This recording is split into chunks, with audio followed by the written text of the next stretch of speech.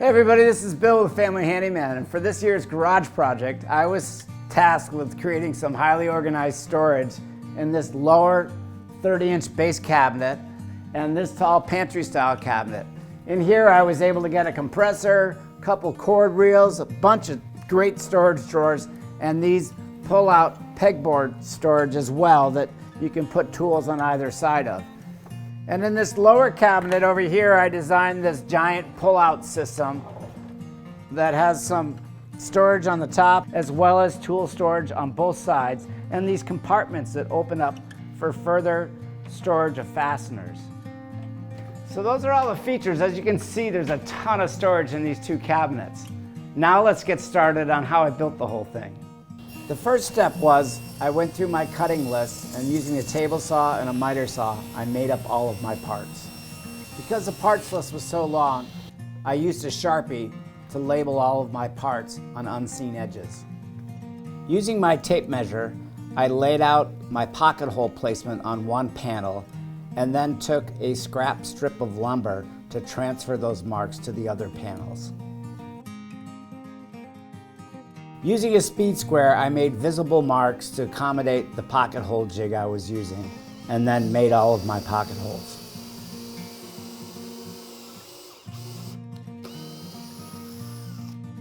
To install the middle shelf in the cabinet, I took my divider panel and marked one side of the cabinet, then moved it to the other side of the cabinet to support the shelf.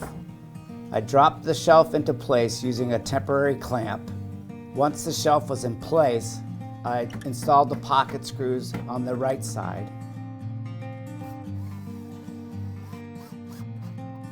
Then I moved the divider panel to the other side for exact placement and installed the rest of the pocket screws.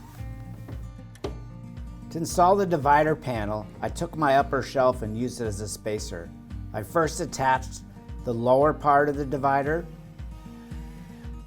then moved the shelf up and clamped it to my middle shelf and used that for exact placement of the upper part of the panel.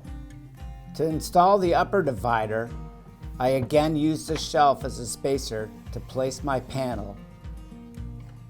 Then I cut a scrap of plywood that was the exact height of where I wanted the shelf and used that to install the shelf. Next, using glue and 1/4-inch crown staples, I assembled all my drawer boxes for the large cabinet, making sure to keep the edges flush and the boxes square. Using adhesive and 18-gauge brads, I assembled my pull-out pegboard panels. With the nosing attached and the drawer slides and guide cleats installed, I then slid them into place.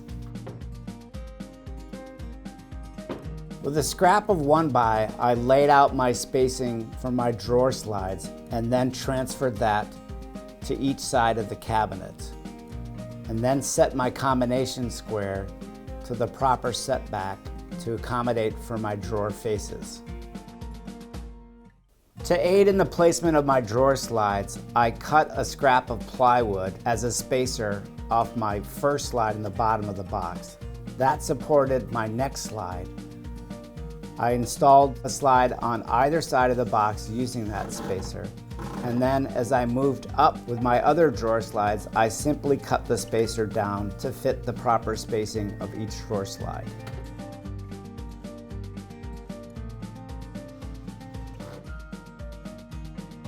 After installing the drawer slide inserts on each drawer box, I then slid them into the cabinet. Using a prefabricated pine panel, I cut my drawer faces to size and then sanded them out before applying them.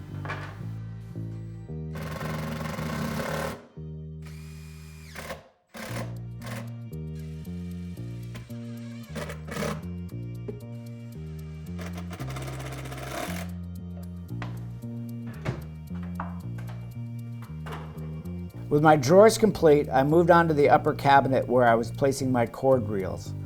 To place the ports for the cords, I laid them out and then used a 6-inch hole saw, starting from the inside of the cabinet, and then to avoid tear out, finishing the cut on the outside of the cabinet.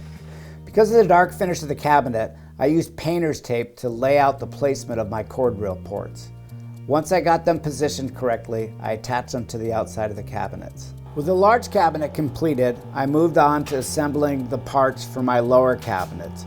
All the pieces were made out of a pre-finished 3/4 inch fir core plywood. With all of my lower box components assembled, I first installed the main pullout on the drawer slides in the lower cabinet. I hung the inner boxes inside of the main pullout using piano hinges on both sides. With my inner boxes hung on the hinges, I then applied the outer panel, making sure to mark out the edges of the inner boxes.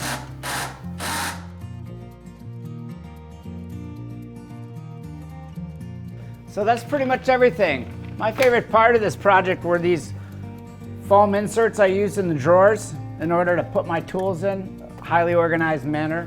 Overall, this project really turned out to be exactly what I wanted it to be, a Swiss Army knife of cabinets. So for more great garage projects like this, visit us at familyhandyman.com.